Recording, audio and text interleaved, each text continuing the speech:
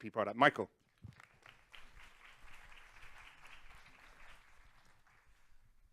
Thank you, Daniel.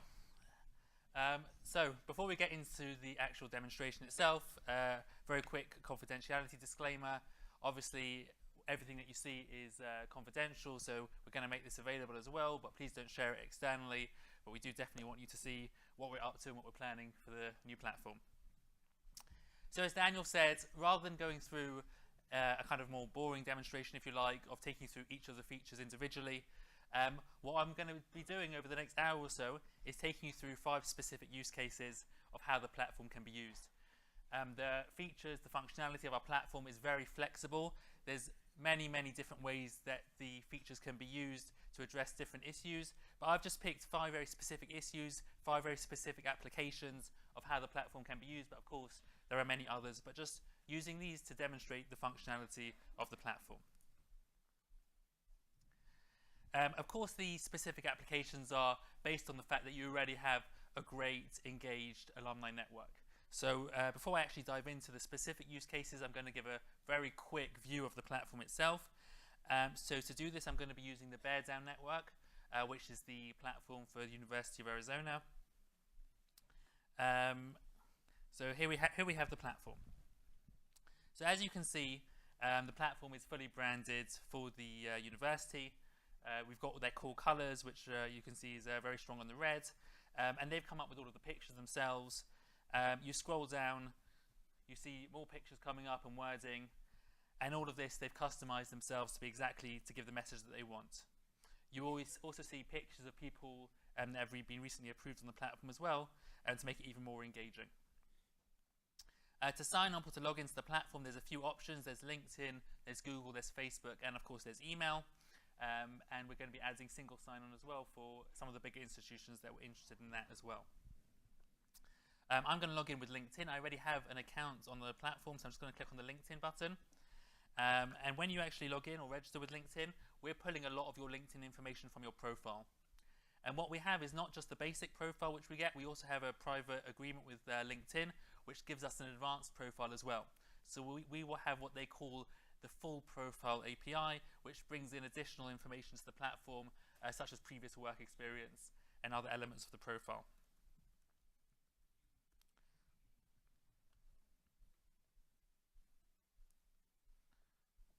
So I'm logged into the platform. You can see, again, very strong branding. You can see they've added an extra image at the top of the feed. The feed itself is really the heart of the platform. So over here, you can scroll down and you can see some of the latest things that are happening on the platform. People have posted things. Oh, you can even see Melinda. Well done. So you can see there's been lots of posts here. You can see images appearing not only that are posted from the platform.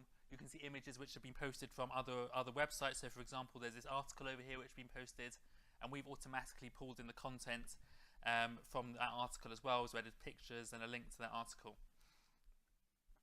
If you carry on scrolling down, also you see how relevant the feed is for the user, because there's lots of automatic widgets which appear as well. So for example, here it shows you people who are in your class to make it more engaging. And you see all of the features over here of the feeds are customized for the user. This is often used in terms of flash mentoring as well. When people are looking to help, they can put it out there and they can get a quick response and help from other people in the network. I'm not going to take you through all of the features. I just want to show you a couple of other things. Of course, the platform is fully mobile responsive. So you can see over here, if I just go to a mobile view, you can see exactly how it would appear on a mobile. Everything gets automatically adjusted to fit your mobile screen. And of course, another improvement that we had from the legacy platform is now, this is now fully responsive, which means you have all of the functionality you had on the desktop, you also have on mobile. In fact, we're using Google Material Designs to do this, which is really a mobile-first philosophy. So it looks, in a way, even better on the mobile than it does on the desktop. And you have not only the user functionality, but also all the admin functionality as well available on the mobile.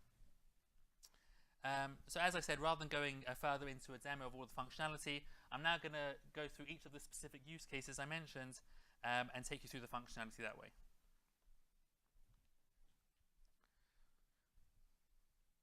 So there are 5 different use cases which I'm going to go through. The first one is working with career services, then working with development, working with enrollment, engaging international alumni, and finding lost alumni. So the first one, working with career services. Working with career services is really about career guidance for your students. And there's a few different ways that the platform can solve this issue and help you with career services. I'm going to pick on just 3 of those at the moment. The first is when it comes to mentoring, so especially alumni to student mentoring, and I can show you some specific applications of how that's done, as well as how the directory can be utilized for that purpose as well. And then I'm going to talk a bit about the job boards, which can also be used as an internship board, and how you can populate jobs from external platforms such as Handshake and others. So if we go back to the platform, I'm actually now going to go to the administrator side of the platform, and I want to show you how you can set up your specific mentoring campaign to match your exact needs, especially when it comes to career services. So right now I'm logged in as an administrator of the platform, and what you can see over here is I'm in a page called Mentoring Settings. This is where you actually set up the mentoring campaign. So what you see over here is all the different ways that people can offer to mentor on the platform. So the one I'm looking at right now is career advice, but for each of these you can firstly decide what they're called. So these are just the examples that happen to be picked for Bear Down Network, but you've got complete flexibility of deciding exactly what all these options are. And for each of these options you can decide not only who can seek that help, also who can offer that help as well, so it works both ways. And for each of your user types, and the user types and affiliations is something I'm going to talk about more when it comes to the enrollment section, but for each of your affiliations you can also decide exactly who can offer and who can seek each that type of help. So in this example we've got career advice, and you can see that the administrator of the platform has decided that alumni can both offer and seek that help, but students can seek help when it comes to career advice, but they cannot offer it. Okay? And that will obviously have ramifications throughout the platform and throughout their profiles as well. Moving down the page, something I'm going to show you in a moment is how we help with the automatic matching, how we recommend mentors to mentees on the platform. And the way this is done is with a very clever algorithm. And part of the feedback that we got is that sometimes the suggestions that we were given to potential mentees wasn't necessarily based on the most important factors for you. So what we've added is the ability for you to determine exactly what those factors are and how much weighting each one should have. So what we've included over here is all of the different fields that we have in the platform, and you can decide exactly what the weighting is for each of those fields. So what you're determining here is what factors are taken into consideration and to what extent when we're suggesting mentors for other people. So we obviously have some recommendations and defaults, but you have flexibility to use this and to play with this as well. So you can see over here that some of these factors have been considered very important, some less important, and all of those are taken into consideration, and it will be clear when I show you the user side of this page to see exactly how that works. The final piece when setting up this mentoring campaign is to do with the mentoring restrictions. Often there's concerns, especially with some of the VIP alumni, there's going to be too many requests, they haven't got the time or capacity to mentor so many people. So what they can do is you can put a limit on how many mentees each mentor can have, thereby controlling, keeping it under control so they don't get too many requests. This incidentally can be overwritten on the user end. So this is the admin setting the limit, but if the user wants to have a lower limit, they can do that as well. So that's how we set up the basic infrastructure of the campaign. Now I want to show you from a user end how you would go about finding a mentor and creating that relationship.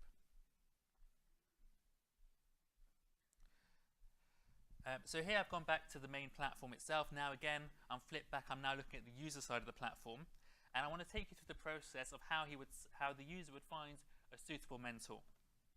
So I'm on a page here called Find a Mentor, and what you can see is you've got some recommended mentors.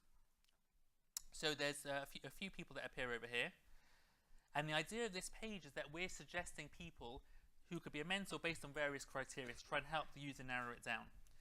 So you can see over here, this person, Izzy, is a 54% match. The next one's a 52% match. That is based on the criteria I showed you in the admin side, taking into consideration all of the factors which are important to you when finding a mentor. So those figures will adjust, and the people who are recommended will adjust based on what you put in the admin side of what's important. Scrolling down the page, we have many other ways to cut the mentoring directory to help person find a mentor. These are obviously only people who have indicated they're willing to be a mentor. But we've got here, we can do it based on location. So we have a map. You can go through to their profile and connect with them. We have it based on job function. We got it based on company, based on industry. So we're trying to help people, make it easier for them to find a mentor. In the event that they actually want to find their own mentor and don't want to rely on these suggestions based on our algorithms, they can go directly to the directory and go and find a mentor themselves. So if we go to find your own mentor, that will then take you to the directory itself, and then you can search the directory to find a suitable mentor. What we have over here is a number of tabs in the main directory. So if you go to the All tab, it shows you everyone that's in the network. We have other tabs over here which cut the network different ways, and I'm going to talk more about that in another part of this presentation. But for the purposes of this presentation, if you go straight to the Mentors tab, it will show you only those people who are willing to be a mentor. And what you can actually see over here is in the advanced search, it's actually it's automatically predefined that it's only showing people who are willing to be a mentor. I can then go ahead and cut that further. So if I want to only look for people who are willing to give career advice, I can do that. And that will, of course, update all of the results on the left-hand side. If I want to cut that information even further, so let's say I'm looking for a mentor in a specific industry. So what I've prepared here is, say, arts and crafts. That will then only show people who are willing to be a mentor in that specific industry as well.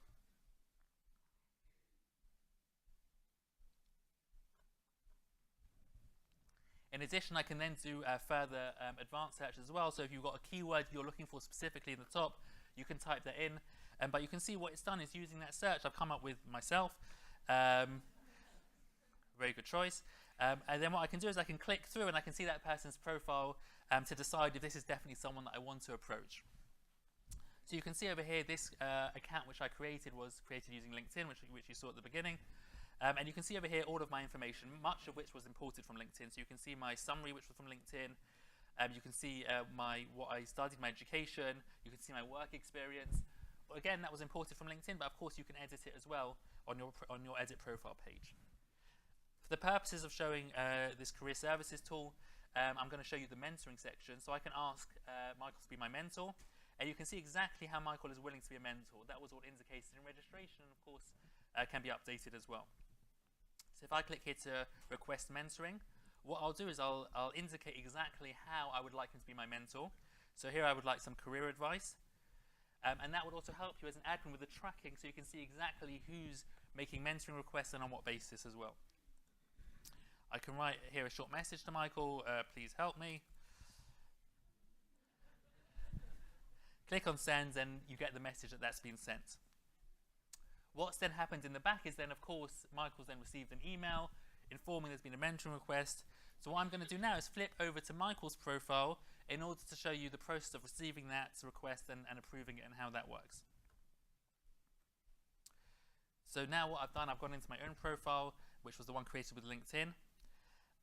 And if you go into the mentoring section, which we already saw, and you go to the Manage Relationships page, you'll see there's a pending message over there. Of course, normally I would have seen the email and gone from the email, but here I can see there's a pending message. And you can see the message from this person, John Barnes. You can see his job. I could click through to his profile as well. And I see the message that he wants help. And I can then accept or decline that option. If I then accept the option, I approve that I do want to accept that. And then that goes into a new section which shows my current mentees. John will, of course, have a corresponding section which shows his current mentors. And what happens is, other than the actual relationship now having been established, I can now connect with John in many different ways. So I can message him directly through the platform, but I can also interact with him in many different ways using social media. So John set up a few different ways that I can connect with him. There are others as well, but I just want to show you these as examples. So the first thing I can do directly through the platform is send him a calendar invitation. So if I want to meet up with him physically, or even not physically, if I want to do a phone conversation or hangout or anything, I simply click that calendar button, and that will allow me to set up a meeting. So I can say career meeting. I can decide exactly when I want it, a time and a date, and I can decide what kind of meeting it's going to be. So I can say it's a Google Hangout, a Skype meeting, a phone call. I can even do an in-person meeting. We can use, it uses Google Maps, so it's got every location possible. And then what I would do is I would send that invitation, and then that will get sent as a Google invitation. It will go straight into his calendar, whatever calendar he uses. He can, of course, accept it, or he can propose an alternative time as well. If I go back to his profile, you can see I've got other ways of messaging him as well. So if I want, I can send him a message directly through Facebook. So that will go straight to Facebook Messenger and send him a message directly. I can initiate a Skype call with him, which is amazing. So even if we can't meet face to face, we can hold a virtual meeting, and that will initiate a call directly with that person as well. So that's kind of the first part of the career services section, which I want to show you, which was a whole fully encompassing mentoring piece. I just want to show you the second part, which is the job section, and I'm going to pause for some questions. The other part of the career services piece, which I wanted to show you, is if we have a look, obviously the platform has a job board. The job board shows jobs which can be posted either by the admin or by the users if you want them to post jobs, and they simply click on the post a job button, and that will allow them to create a new job. What we've added, however, in addition, is the ability to mass import jobs from any external system. So again, if I just flip back for a moment to the admin side of the platform, we've got over here a section called Alumni Jobs. That's the wording that University of Arizona have chosen, but you can adjust it as you wish. And firstly, you can decide exactly what employment types can be shown here. So this is, again, fully customizable. So they have full-time, part-time, internships, obviously very important when it comes to career services as well. But you can decide what all of those options are. On the next tab within the admin, we have the ability to import jobs. So what the University of Arizona have done is they've decided to import jobs from Handshake. So we've got a very simple integration with Handshake, which means you can just put the URL over there, and what will happen is it will automatically import any new jobs which appear on Handshake directly into the platform. Those jobs will appear on the job board like any other job. It's not in a separate section or anything, and that was a great way to populate your job board. You also have the option of importing jobs from Indeed, or in fact, having your own custom RSS feed. And you can even have multiple of these. So if you wanted to have your own custom feed, what you would do is you would click on that, and then you would be able to match all of the different fields which you have in your RSS feed directly into the graduate platform, and then you'll be able to import them either immediately or automatically on a daily basis. Every 24 hours those will update. Okay. So just to summarize that first section of the presentation, what we've said is that the platform can be used specifically when it comes to career services. It's about scaling career guidance and support for your students. I showed you specifically how that will work in terms of mentoring, in terms of flash mentoring, and in terms of having more deep mentoring relationships. I showed you also how to use the directory for that purpose. And finally, having a job board, internship board, and the ability to import those jobs via RSS feeds. So I'm going to pause over there for a second. If there's any questions, I think we've got a couple of microphones set up. So if you want to just go to those microphones, I'm happy to take some questions.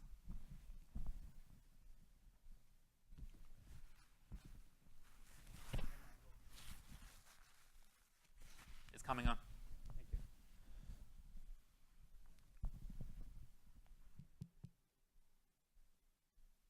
Well, I can yell. While, is it on? There we go. Okay.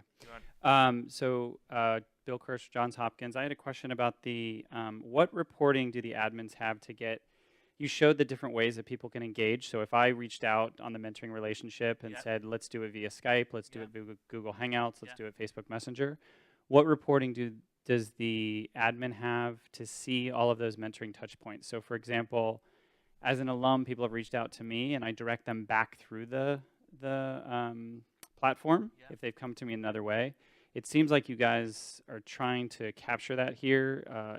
Is that data reportable at all? Yeah. So we track every click that's done on the platform by every user. Something I'm going to get to in one of the later sections here is specifically on stats and reporting. We have a section specifically on networking relationships, which includes Skype and Hangouts and anything else that was done. That's all captured and is reported on as well. Okay. So I'll get to that. Thank you. Sure. Hi again, it's Teal from Monroe College. Hey. For the mentor relationship, so you can see when people have formed that relationship, what happens when that relationship comes to an end? I mean, what if you just do a flash mentorship where you have a conversation and it maybe lasts a couple weeks, and then you don't really have a relationship with them anymore?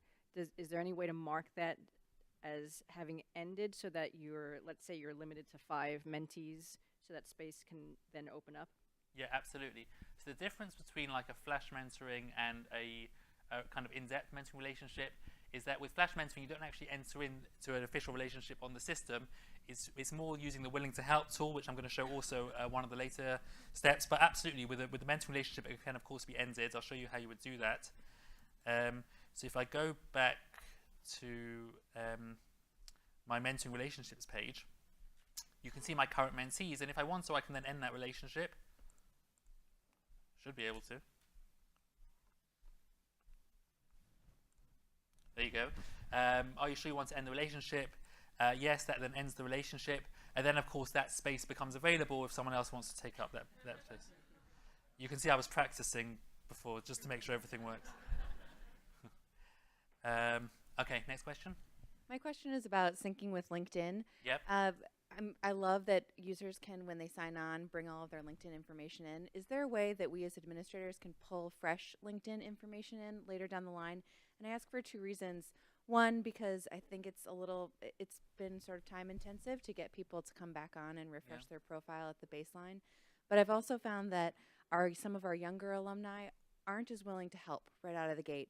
But I know that they will be in 3 or 4 years when they've moved through that dip that we talked about yesterday. And I'd love to have them re-engage and offer a new set of help. So would love your thoughts on that. Absolutely. So the way it works with LinkedIn is that when someone registers with LinkedIn, we of course put in all their information. LinkedIn don't allow us on a regular basis automatically resync that information. So what we're doing is we're adding prompts on the site to get people to resync. At the click of the button, they can resync that information. What we can do, however, and this is a recent development that we have with LinkedIn, is that we can now allow you to download that LinkedIn information. Previously, LinkedIn were not happy about letting the universities or organizations download their user information. They're now giving us permission to allow you to download that LinkedIn information as well. So we now include that information in your registered users downloads as well. Okay, so I'm going to carry on to the next use case. We're going to have a few more opportunities for questions as well. So the next one that I want to talk about is working with development. So working with development covers, again, lots of areas. I'm just going to pick on 2 or 3 for the purposes of this demonstration. So firstly, of course, as I was just mentioning, fresh data is critical when working with development, trying to get new donors. One of the main things about Graduate is that because users are registering with their social accounts, because they're in there regularly, because it's an engagement platform, we have up-to-date information on your users, which of course is absolutely critical for you. In addition, what we've added is a whole module specifically on donor opt-in. This was primarily done with GDPR in mind in Europe, but the idea is that you can get your users to opt in to any of your external marketing materials, to get them to sign up for donation, for development material, and you can customize all of that on the platform. In addition, we have on the feed page the ability to drive donations as well. So we've got there a place where you can put a promotion for donations and have a link to get people to make donations as well. So I'm going to go back to the platform and show you all of that now as well. So here we are on the admin side of the platform again. And if we go to the general settings page, what we have over here is a section not currently being used by University of Arizona. I'm going to show you how it would work. And it's called Donations Opt-in or Subscriptions Opt-in. And what that do is if you activate that, that will create a new page in registration where users can opt into your marketing materials. So you can ask for anything that you want in there. You can ask for people to opt in to receiving emails, to receiving text messages, to receiving posts. You can indicate exactly what topics they want to get the information on. And all of that is fully customizable. In addition, you can break that down on a user level as well. So you can decide exactly which user types get asked which questions. So you can say that we've got 3 examples here. Obviously, it's not actually being used on this platform. University updates, fundraising emails, invitations to events. And you can opt in or opt out of any of those options for each of your user types. So only certain user types will be asked the questions at all, and even those that are asked, some will be asked all of them, some will be asked some of them. You have full control over that. One of the things that we've got asked once we developed this feature was that, what about all of the people that have already registered on the platform? This is something that they get in the 5th page of registration, if you want to have it. But what about all of the people that came from your legacy platform before you turn this on? They never opted into this. So what we've added also is the ability to have a pop-up as well. So what that will do is, if you turn that on, that will mean that for all users that haven't yet completed this information, they'll get a pop-up the next time they come in, asking them to opt in or opt out and save their preferences. So what you're going to have in a very short time is have captured across almost all of your user base exactly what their preferences are. So again, that was kind of built specifically with GDPR in mind. It's a real opportunity to use the platform to get those that donor opt-in, and one of a really great feature. The other thing we have actually on the same page, also relevant, which I want to show you, is the donations widget as well. So over here, you can ask your alumni or your users of the platform to make a donation. You can put either just a header or you can put some subtext. You can see they put a link over here. And what I'm going to do is I'm going to show you on the main platform exactly how that would appear. So if we go back to the feed, you can see over here there's a widget, support your Wildcat community. You click on it, donate now, it will take you to that link that they put in on the admin side. And even on the mobile, actually, even though that right-hand column obviously doesn't appear on the mobile, it's still very prominent on the feed anyway. It appears a very prominent position over there as well, trying to generate donations. Some of our customers prefer not to ask their users for donations, but most do, and it's a great way of driving more money coming into your institution. Again, I'm going to stop again for questions now before I get on to the third topic, if there are any.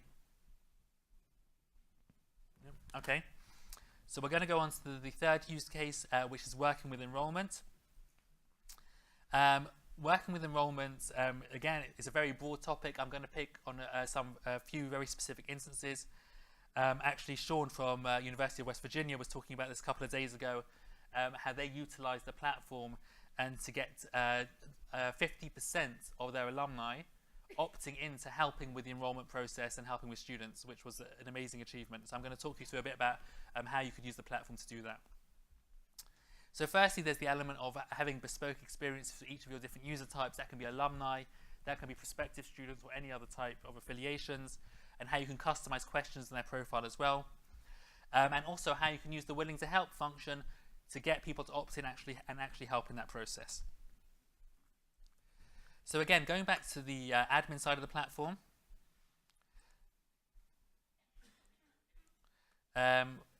we've got over here under the user management section, we've got the affiliations tab. And the affiliations tab is effectively how you manage all of your different user types. So you can see on this platform, we've got a number of different user types. They've got alumni, students, Wildcat parents. You can decide exactly what you want to have over here. And for each of these different user types, you can create a completely bespoke experience on the platform. So for example, let's go to parents. So you can firstly decide exactly what pages they can view on the platform. So in this case, it's been decided that they shouldn't be able to view groups or mentoring, but they should be able to view all of the other pages. But you can decide exactly what pages you want them to be able to view. So you can completely cut off certain pages from certain user types. Beyond that, you can decide what content they can post. So within the pages they can view, there's a question of if you want them just to be able to view content, or if you want them to be able to generate original content as well. So if you go into those again, you'll be able to select from within those pages exactly which ones they can post content.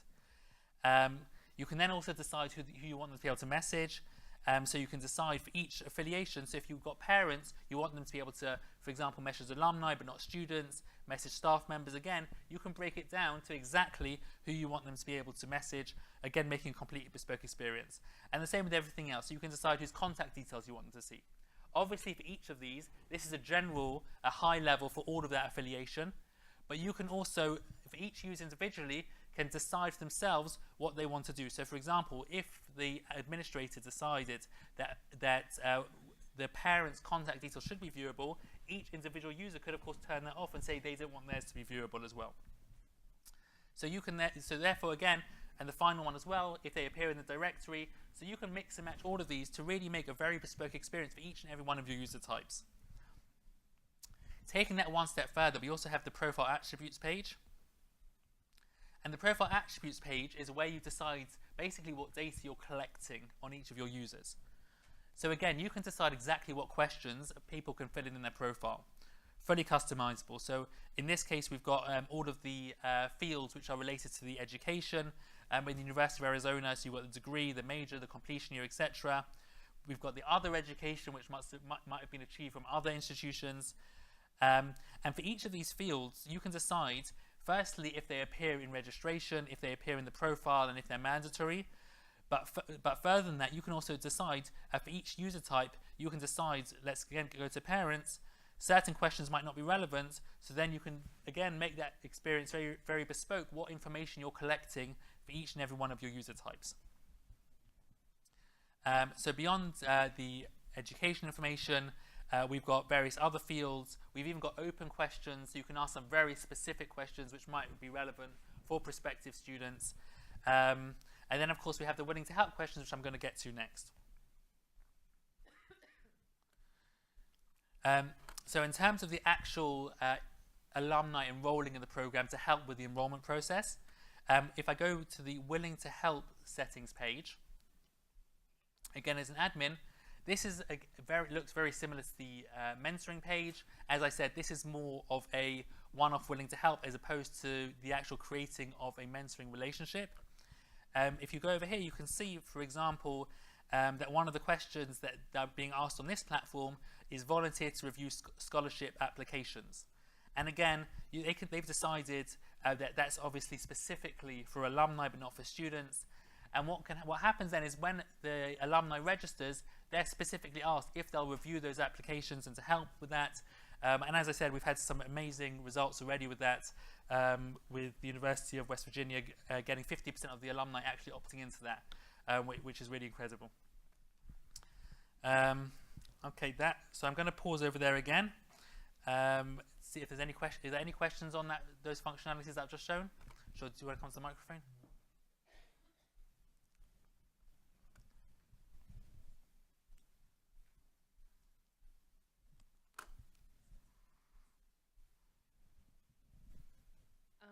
This might be a nitty-gritty question, but are the different types of ways folks can volunteer, are those customizable fields? Yes, absolutely. So let me show you that. Okay. So what you can do is you can go into each one and you can click on edit, okay?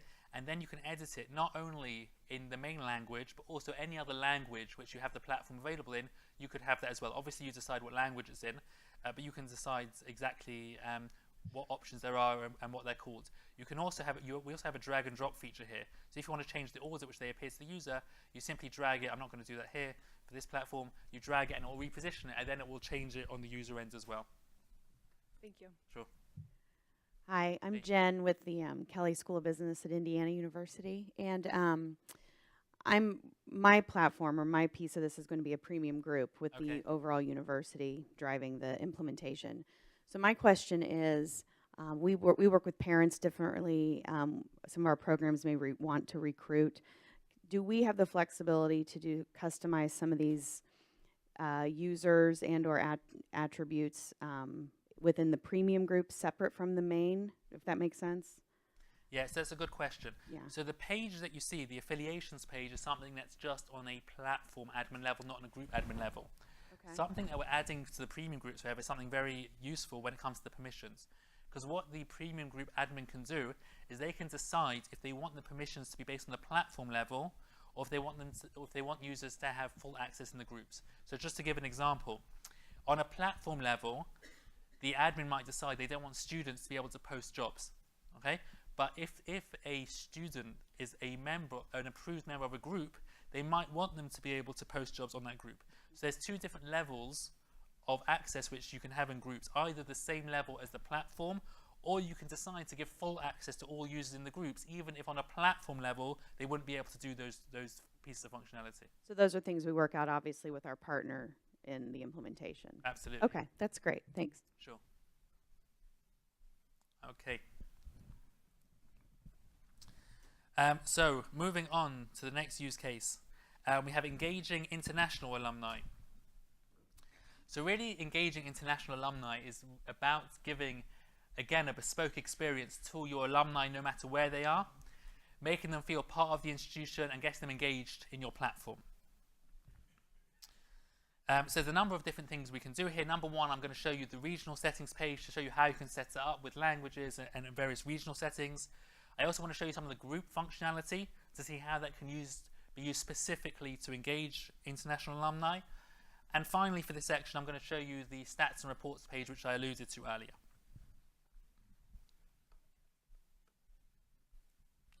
So again, going back to the platform as an administrator, and we have a page over here called regional settings. If I click on that, it will take me to this page called regional settings. And over here, you can decide a few different things. Firstly, you can, of course, put a location and a time zone, which will be used as default for your platform. Secondly, you can decide on a date format. Obviously, here it'll be month to month, day to day, but some other people in the world apparently do it differently. And you've got the date format as well, which is AM, PM, or 24 hours as well. So that's very basic settings to be used across your platform. Below that, what we have is the languages which you want your platform to be available in. Now, we have firstly a default language which you can decide. So you can decide what your default language is, but you can also add any other language as well. And we have a lot of languages here, and we're adding more. We basically have any language you could want. And the way this works is really simple. We have already pre-translated the entire platform into all of these languages. So if you want the platform to be available in Dutch, for example, you simply click on that Dutch button, and on the user end, you'll get an option to have the platform appear in Dutch as well. But what we've done, however, in addition to that, is given you the ability to customize the wording yourselves. So what will happen is, let's say you select Dutch, or here it's been Spanish selected. What will happen is that you have the option to either use our default translation, or you can actually download, I'll show you over here, you can actually download the translation in the languages which you've selected. So here you've got English and you've got Spanish, and you can edit this file yourself, save it, and then re-upload it. So you click hit upload, and then it will use any change that you made will be replicated in just your platform as well. So the platform is not only fully multilingual, it's also fully customizable by yourself, so that the wording on the platform can match exactly what you want. So for example, there were some discussions yesterday about the word mentoring. If the word mentoring is not quite the word you would want to use, it indicates more of a formal relationship, you want something a bit more informal, all those kind of things, you can decide yourselves. We've just got our default wording, but you can edit it yourselves in the language file. I want to show you now how the groups feature can be used specifically for engaging international alumni. So over here, I'm now on the user end. We've got the groups page. And there are lots of groups over here, one of which I've already joined, many others as well appearing below. I also have a search as well. So let's say I wanted to search global. You can see over here, there's a group called Global Wildcats.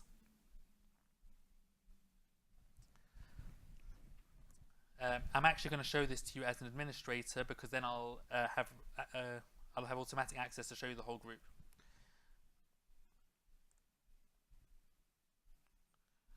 So again, we'll go to the groups page. And the groups can be used for lots of different things. You can see there are lots of different types of groups over here. But one of the applications of this is the Global Wildcats over here, which you see, because in this profile I'd already joined it. And a group is effectively a bit like a mini platform in and of itself. It's got most of the core user functionality of the whole site. It's got within the platform. We also, as we mentioned, we've got premium groups which have even more advanced functionality. But what Bear Down Network, what the University of Arizona have done over here, is they've created a specific group in order to promote international interactions as well. So what we have over here is firstly a feed, again like the feeds on the main platform, but focused specifically on Global Wildcats. You can see over here any issues, anything that anyone wants to post that's relevant for this group can be posted over here. And also any posts made on this feed which are for this group will also appear for the users who are members of the group on their main feed as well, indicating that it was posted on this group. In addition, you can see that it's got a members page.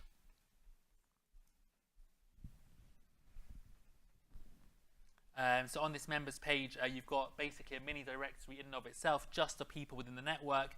You can, of course, use the advanced search to search as well, to cut the profile and then contact those people as well. And we also, something I haven't yet shown on the main platform, we've also got an events page as well. There's actually been no events posted on the platform, but I can show you the main events page on the main platform where there have been events posted. You can see here all of the events on the platform, and you can see on the right-hand side also an easy way to sort the events by date. Any date where there is an event, you'll see there's a circle, and you can see what those events are. And then you can see at the bottom also you can sort them by location as well. So the way that this platform has done it is they've created one group called Global Wildcats in order to engage their international alumni. Many of our other platforms have decided to create groups specifically for each location as well, because there's often, of course, a lot of commonality between them, things to discuss, especially events you want to create in a specific location. That's often a very common application of the group's functionality. Are there any questions on that section in terms of engaging international alumni before I get to the last one? So a quick question. We're at Monroe, we're still on the legacy platform, and every time we create a new event, we have to change the time zone. Yeah. Can you preset the time zone so that it just applies to everything that you do? Yeah, so that's one of the do that every benefits time? of the next generation platform, is when you set the default time zone in the regional settings page, that will then default across the platform like when you create an event. Terrific. And then I was speaking to somebody earlier about the events. Is there any integration with outside platforms so that when we create, let's say, an event in iModules, it can be integrated? So something we're currently in the process of developing is an RSS feed for events, like what you saw with the job page, which I showed you earlier. A very similar looking page which we're going to have for events that's going to be available in the next 2 to 3 weeks. And then you'll be able to put an RSS feed in there and import events as well. Okay, great. Thank you. Sure. And I actually realized there was one other page I wanted to show you as part of this section as well, in terms of engaging international alumni, which is our stats page. So what we have over here is a page called statistics. You can see I've written here beta, which is because it's just been launched just now. It's still in testing, but we wanted, because it's an admin-only functionality, we wanted you to already see it and engage with it. And the stats page is not loading. It's good that it's in beta. Let me load it for you in Chrome, which I'm pretty sure will work.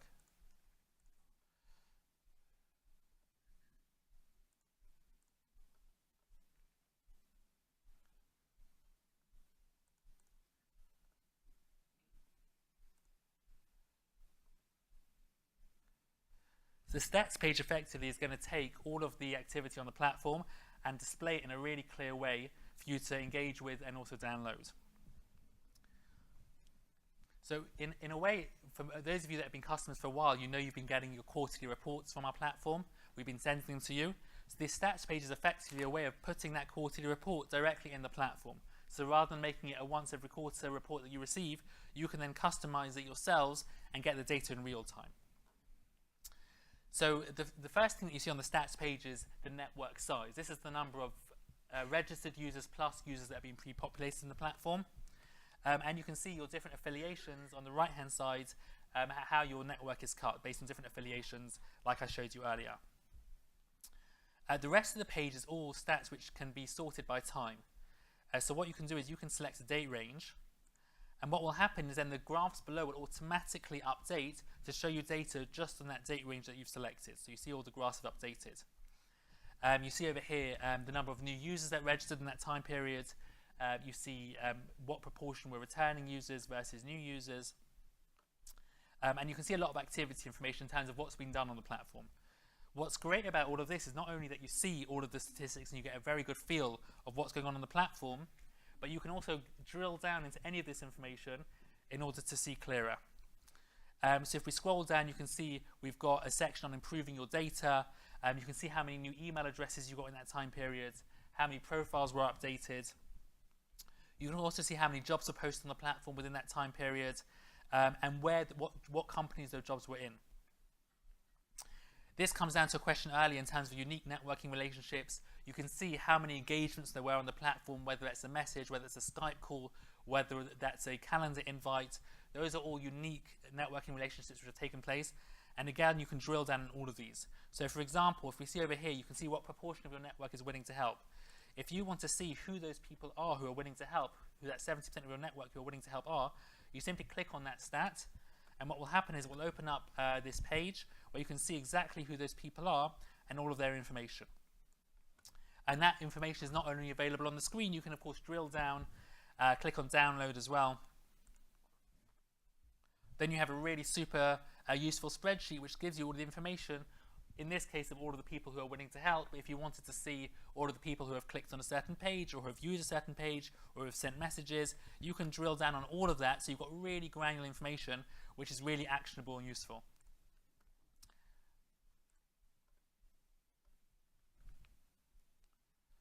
And the reason, of course, I came onto this page was in terms of engaging international alumni. So if we carry on scrolling down, you've got more information specifically relating to that. So we've got here your global network. So you can see exactly where all of your network is. You've got a map here, so it will drill down. It will show you a graph showing you how many people are in each section of the world. You can, of course, like with anything else on this page, drill down, see who those people are, and of course it gives you actionable data for you to use. The final section I want to get into, again, before I stop for one final round of questions at the end, is in terms of finding lost alumni. What we have on the platform is all of your pre-populated users, which you've typically uploaded from your CRM system. That is effectively, apart from those who have already registered, that is your database of users who have not yet registered, who we would like to register.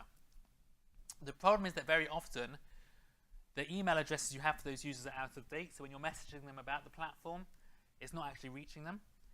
And they're not being informed, and you've got no way of contacting them to get them on board and re-engaged with your institution. So what we've done is we've created a feature where you can leverage that pre-populated list in order to get the users who are already members of the platform to engage with them and invite them to join the platform. So again, if I now go back to the admin perspective firstly, in the user management section, we've got two options over here. You can see there are 4,000, just over 4,000 people that have been pre-populated into this network, but only 515 have joined so far. This platform is actually not even a soft launch yet, so it's not actually been launched, but just for the purposes of this, you can see we're still missing over 4,000 people. So what you can do is you can decide two things. Firstly, you can decide, do you want those pre-populated users to appear in the main directory like a regular registered users? So other users can still see them and contact them and view their profiles. So if you check that, then those users will appear in the main directory. What we've also added now is the ability to include a Who's Missing tab. And I'll show you exactly what that means. So I've now checked that box. We're going to go back to the main platform, to the directory page. And you can see what's happened is we've added a tab called Who's Missing. If you click on the Who's Missing tab, it will show you just those people who have been pre-populated. So over here, it's showing just their name and the ability to contact them. But if you've also pre-populated their current position, what they studied, you've got all that. You'll have all of that information appearing over here as well. And what you can do is you can not only search through this list, obviously, but you can also use all of these filters like with regular users. So for example, you can see someone here called Kevin.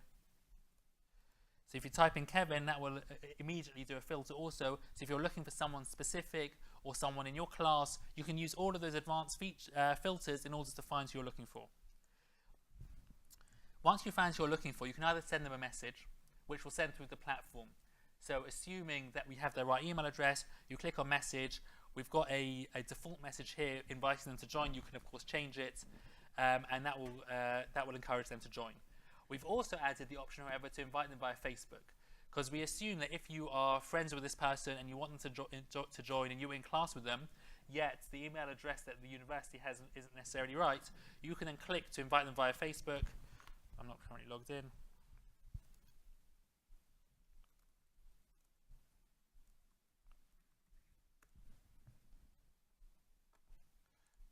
Again, you can click to invite them via Facebook, and that will then open up a dialogue within Facebook to write to any of your friends who you're connected with, who are alumni of the platform, send them a message. The URL is automatically pulled in, so they'll see that when they get the Facebook message, and that's a great way to expand the network and engage your alumni who have already joined to find those and invite those who have not yet joined, who are supposedly lost.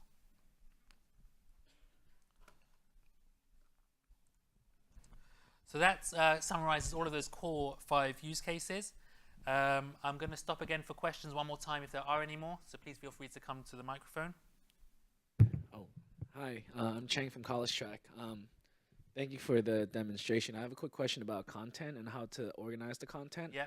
So, for example, if an alumni or a supporter posted a really good resource, Yeah. what is a good way for an alumni to go back to that resource? And is there any way to organize all of these in a succinct way? Yeah, good question. So there's actually a whole new section we're currently working on called News and Resources that is specifically focused on posting really good content or uploading documents. You'll also be able to promote videos on there as well. For now, obviously, you can upload things to the feed. So if it's a video, you can even upload attachments or photos that can all go on the feed. But if you're looking for more of a repository of content, there's a separate section, News and Resources, where you'll be able to kind of host all of that and have all of that searchable as well. Oh, hi. Hang on. Oh, okay. Hi, my name's Kate. I'm from Mount St. Mary's University here in Los Angeles. Quick question to what you were just referring to with Facebook. Yes. So if, let's say I'm going in, I want to connect to Facebook, but I'm not friends with them on Facebook. What happens when you click Facebook? So it will just take you through to the Facebook messaging forum where you can type someone's name. It's not going to give you automatically the person's name. So if you're not friends, you can't message them. But the assumption is if you're trying to invite someone that you would be friends with them on Facebook, and that's the idea of the tool. Okay, and through the data, we'll be able to see who's clicking on, who is connecting to people on Facebook. So what we can track is who clicked on that Facebook button to invite someone. We can't track what happens in Facebook. So if someone's sending a message in Facebook, we can't actually know. It's the fact that they're initiating. We can know they're initiating that. Yeah. Thank you. Hey there, Liz from Oregon Episcopal School in Portland, Oregon. With regard to alumni, both lost and found, is the platform usable in China? Knowing that you're logging in, I'm seeing you log in through Facebook and LinkedIn and things that aren't allowed. Yeah. Is there a workaround? Can we use this? I'm not aware of any problem with the platform itself working. Where certain social media is blocked, like Facebook in certain places, what will just happen is they're going to get probably a dead link if they click on that. It doesn't impact the core functionality of the platform. So it is usable. The platform itself is usable. Yeah. Okay. All right. Cool. Thanks. Sure. Hi, Ellen Brown from D. Toledo High School in West Hills, California. My question is with respect to finding lost alumni. Is there a way to organize that by graduating class? Yeah, absolutely. So let me show you.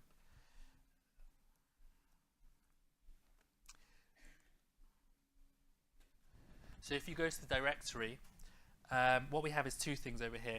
Firstly is we have my class, so you can click on there, and that sorts the people in the directory by my class. But what you can also do is you can use the advanced feature on the right-hand side. So over here, the class is 2012.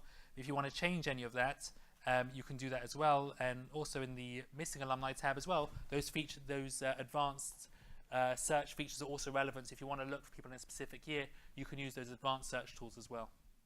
Sure. Hello, Quinn Miller from University of Arizona. So for the missing alumni tab, I just wanted to clarify, does the pre-populated users have to be visible in the directory? Because eventually when we launch, there's going to be over 150,000 pre-populated users that we don't want them to show all in the directory if they haven't joined yet. Could they still use the missing alumni feature? The missing alumni feature is only relevant if you have people pre-populated. There's nothing to show there if you're not showing them in the directory. Okay, so we couldn't, so if we have the pre-populated users, it just has to be visible. It has to be visible, and you remind me I better turn it off. It's okay, I turned it off already. Sorry, Melinda. Yeah. Hi, thank you. My question has to do with driving engagement back to the platform. Yeah. How do notifications happen if you're not in a group? So there's lots of types of notifications on the platform. The most important single one is the digest, which we send out. So that's a functionality. I can show you more or less how that looks from an admin side. Where if I'm logged in there now? I'll just log in again as an admin and show you.